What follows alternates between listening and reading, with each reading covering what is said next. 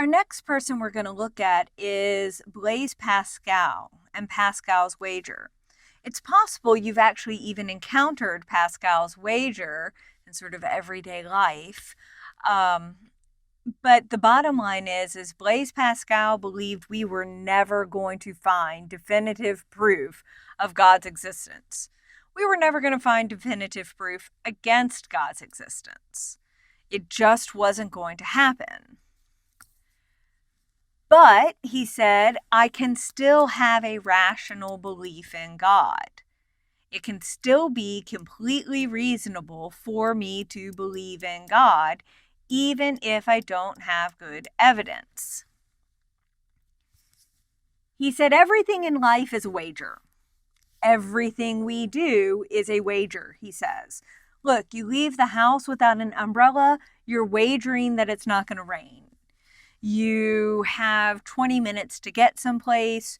You leave with 25 minutes available to you. You are wagering you are not going to get stuck in traffic for longer than 5 minutes. Okay? Everything we do is a wager. Believing in God is no different. Sometimes it is necessary that we wager, and when it comes to belief in God, we must. So, I know, y'all saw a little something there. Just ignore it for a moment. We're going to come back. Okay, so here's the deal, Pascal says. When it comes to believing in God, there are two options. You either believe or you don't believe. That little squiggly line is a not symbol in logic. Notice that James is very much like Pascal in this way. And I put James as like Pascal because Pascal is 17th century, James was 20th.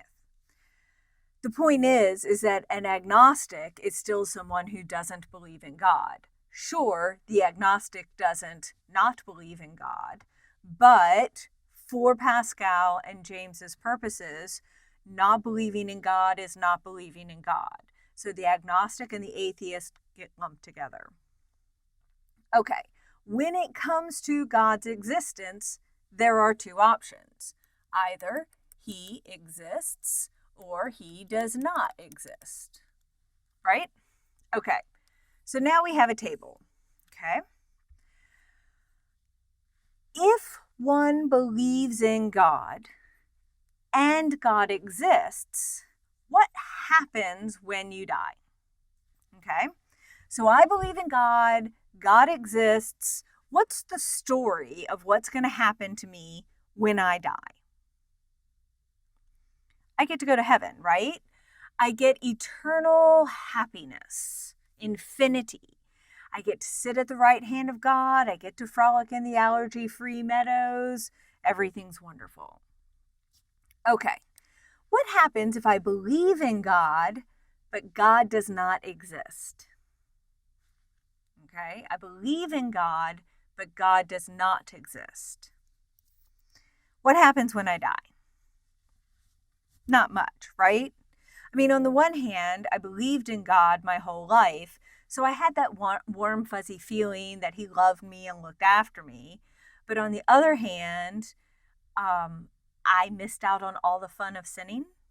You know, I got up early to go to church on Sunday mornings instead of staying out late at the club on Saturday night and having the 5th shot of tequila and intercourse with some stranger in the bathroom of the club. Right? But the bottom line is that, warm, fuzzy feeling, fun of sinning, none of that measures up in regards to infinity, in regards to eternal happiness. So mostly I broke even. Okay. Now, imagine that I do not believe in God and God does not exist. Okay? I don't believe in God. God does not exist. What happens when I die? Pretty much the same thing, right? I break even. I got to have the fun of sinning. I didn't feel like somebody was looking after me and loved me. Either way, I'm food for worms. Okay. I don't believe in God, and God does exist.